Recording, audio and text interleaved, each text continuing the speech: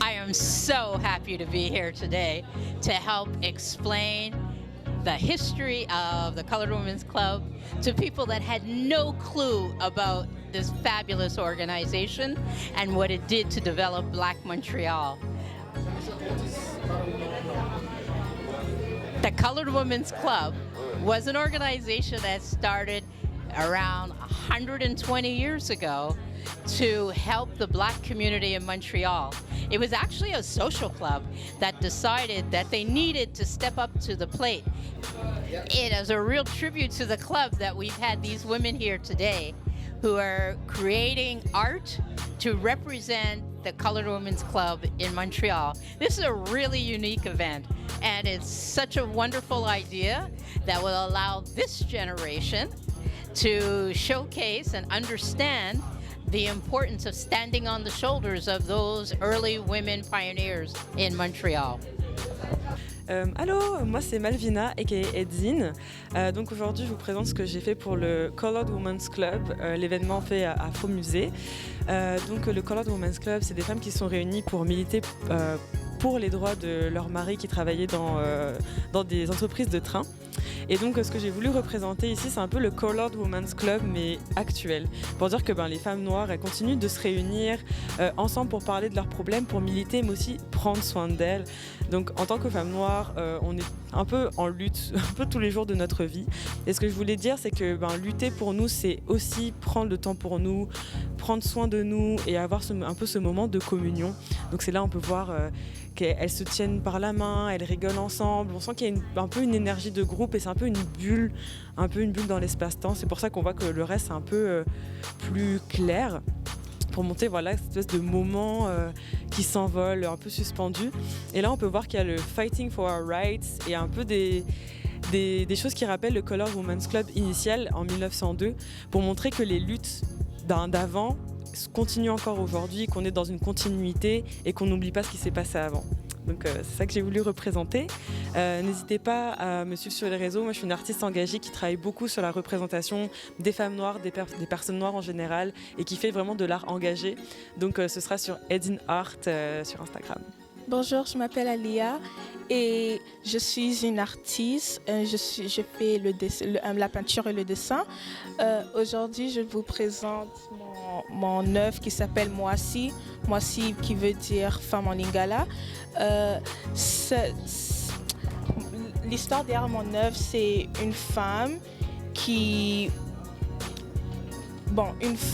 est au centre de mon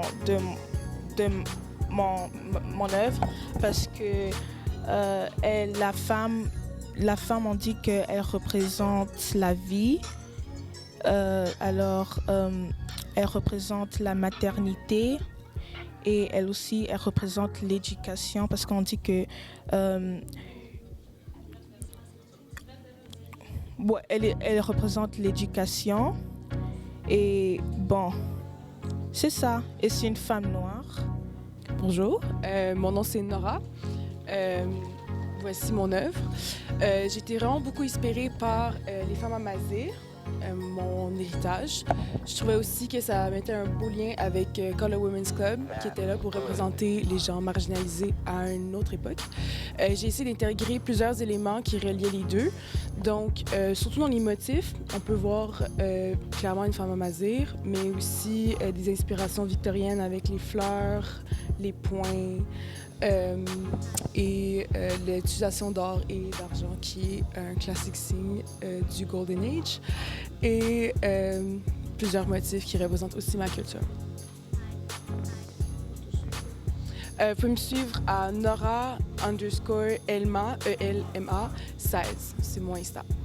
Bonjour, mon nom c'est Sandy Lou Emmanuel, donc artiste. Donc aujourd'hui, j'ai fait une œuvre qui représente un peu le Colored Women's Club, et on parlait de 7 femmes. Alors j'ai représenté un peu les 7 femmes avec tout ce qu'elles ont pu accomplir, qui demandent de la force, du courage Et j'ai été avec une approche au niveau de leurs émotions qu'elles auraient pu vivre à cette époque-là.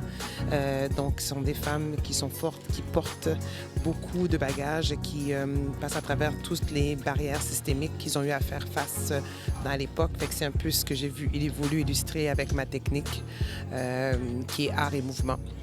Donc, le choix des couleurs, je voulais montrer des personnalités différentes. Puis qu'est-ce qui est intéressant, c'est qu'instinctivement, j'ai été avec des couleurs différentes. Puis celle au centre, qui est vraiment la femme au centre, sans le savoir, j'ai fait la couleur de la première femme qui a gagné aussi un prix, qui s'appelle Madame Green Up. Alors, ça avère que j'ai décidé vert, mais en même temps, c'est le nom de la femme qui a fondé le Color Women's Club. Alors, c'est ça. Donc, pour me suivre, c'est Sandy Lou, SENDYLOO, sur Instagram et sur mon site.com. Voilà. Bonsoir, mon nom est Ouda, je suis une artiste marocaine basée à Montréal. Ce soir, j'ai l'honneur d'être encore au Afro-Musée et en train de compléter cette peinture ici. En fait, mon inspiration principale pour cette pièce, c'est qu'en fait, c'est la force, le courage, la détermination des femmes. Et surtout quelque chose que j'ai vécu en tant que femme africaine et j'ai vu chez d'autres femmes de ma communauté et qui m'a beaucoup inspirée, surtout en fait par rapport à la guérison des générations qui suivent. En fait, chaque chose que la femme fait, ça affecte non pas juste elle, mais toute générations qui vont suivre. Donc, c'est très important de travailler sur soi et pousser de l'avant. Ce qui représente cette femme ici, qui est au centre et surlevée sur la tête d'un dragon, qui n'est pas encore complété, mais ça s'en vient. Et en fait, ça démontre cette personne qui va vraiment changer les choses. Je sais pas, mais il y a toujours une personne dans la famille qui pousse le bateau et vers les vagues du changement. Donc, c'est cette personne-là et ensuite, les prochaines générations vont suivre. Là, le choix des couleurs pour cette pièce, en fait, le jaune un peu pâle en arrière représente tout ce qui est de basse fréquence, qui s'est passé dans le passé, qui va venir amener un vent nouveau chez la femme et la pousser à sortir de sa coquille et vraiment prendre son courage en ses mains et être confiante dans sa force. Parce qu'en fait, on est beaucoup romantisé en tant qu'être dans l'humanité. Les femmes sont très romantisées. On veut nous voir toujours douces et ci et ça. Mais pour du changement, des fois, il faut faire bouger les choses, ce qui est représenté par le rouge et les couleurs très chaudes.